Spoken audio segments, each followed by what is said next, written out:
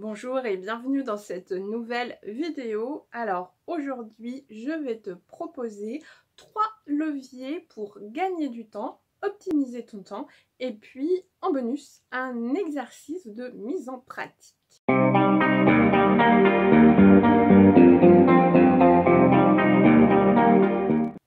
Je suis Laurie Rafalen, coach personnel spécialisée en confiance en soi et j'aide les femmes à dépasser le syndrome de l'imposteur et à réaliser leurs objectifs.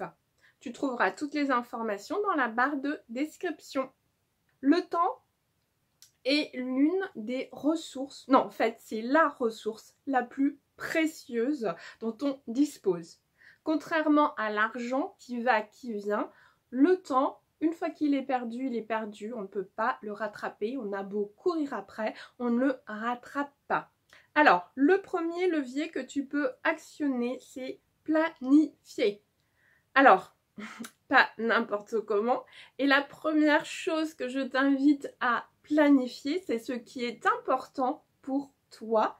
Parce que là, si tu ne le mets pas dans ton agenda, eh bien, tu peux être certaine que ça va zapper. Ce qui est important pour nous, je pense que tu l'auras déjà constaté, c'est toujours ce qui finit en bas de la to-do list, c'est toujours relégué parce qu'il y a toujours quelque chose de plus urgent, de prioritaire à faire avant.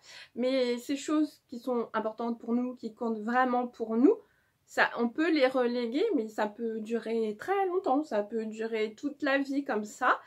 Donc, ce serait au moins ne serait-ce de te fixer un créneau dans la semaine, 1 heure, une demi-heure, à toi de voir pour positionner quelque chose qui est vraiment important à tes yeux et tu vas faire en sorte vraiment de t'y tenir quoi qu'il arrive et limite tu trouveras d'autres solutions, peu importe, tu trouveras d'autres solutions mais tu t'y tiendras. Donc voilà pourquoi commencer par un créneau dans la semaine et puis ensuite tu vas voir, tu vas prendre une certaine habitude et surtout ce que je t'amène à faire avec la planification, c'est d'identifier ce qui est urgent, important, pas urgent.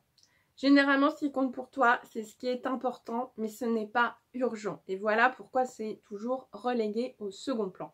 En revanche, ce qui est urgent, ce n'est pas forcément important pour toi. Et en fait, c'est ce qui va nous conduire au deuxième levier. Si c'est urgent, que ce n'est pas important et que ça peut être fait par quelqu'un d'autre pour tout un tas de raisons, ça peut être parce que déjà, c'est pas ta zone de génie, ça t'éclate pas de faire ça. Et puis, d'autres personnes peuvent le faire à ta place. Donc voilà, la délégation, ça peut s'appliquer dans le domaine de la vie professionnelle. Je pense notamment par exemple à un manager qui viendrait déléguer. Alors la délégation, c'est aussi une certaine forme de reconnaissance. Et puis je trouve que chacun peut y trouver son compte. Ça peut être, pas toujours, mais ça, dans l'idéal pour moi, j'ai été manager, l'idéal c'est vraiment que ce soit gagnant-gagnant. C'est-à-dire que chacun puisse être dans sa zone de génie. Et là franchement, c'est là où la magie opère. Alors, il y a certaines situations où c'est pas vraiment ça et là je pense plus à la vie personnelle. Il me vient un exemple. Imagine ton conjoint prend l'initiative, attention, d'étendre le linge. Et là, c'est pas fait comme tu as l'habitude de le faire. Donc tu repasses derrière et tu refais à ta façon. Eh bien, autant dire que là, des initiatives du conjoint, il n'y en aura plus.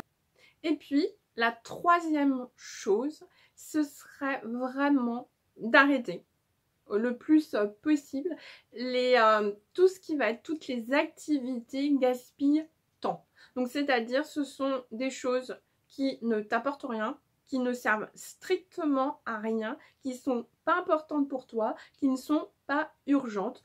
Donc, tu y mets ce que tu veux. Là, moi, tout de suite, je pense à quoi? Je pense aux réseaux sociaux qui peuvent prendre énormément de temps finalement pour pas nous apporter grand chose et parfois on en ressort pas dans un bon état d'esprit, on passe pas finalement un bon moment. Et puis ça peut être aussi des choses vraiment sans intérêt pour toi. Ce qui se trouve dans cette case-là, franchement, si tu veux te dégager du temps, là tu as matière vraiment à trouver de quoi éliminer des choses et récupérer ton temps pour les choses qui sont importantes. Ce qui nous amène à l'exercice. Alors voilà ce que je te propose. Ce que tu peux faire, c'est vraiment analyser l'utilisation, la consommation de ton temps sur une semaine. Alors ça va être un petit peu contraignant parce que c'est quelque chose que tu n'auras pas l'habitude de faire. Ça va être de noter, de prendre, alors suivant ce qui te convient le mieux, hein, soit de le faire papier, soit voilà, noter dans l'ordi sur ton téléphone, de noter vraiment tout ce que tu fais dans la journée, limite quart d'heure par quart d'heure, pour savoir comment tu as employé ton temps. Donc tu vas savoir précisément qu'est-ce que tu as fait, comment tu as utilisé ton temps, comment tu l'as perdu.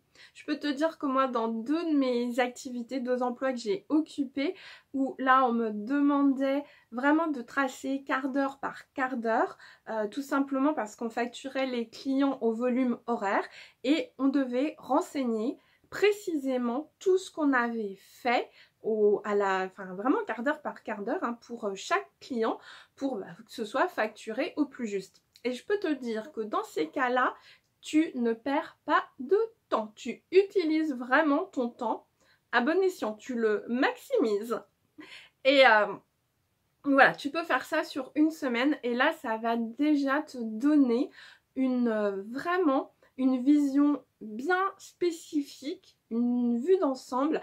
Et là, tout de suite, tu vas voir ce que tu peux déléguer et ce que tu peux supprimer.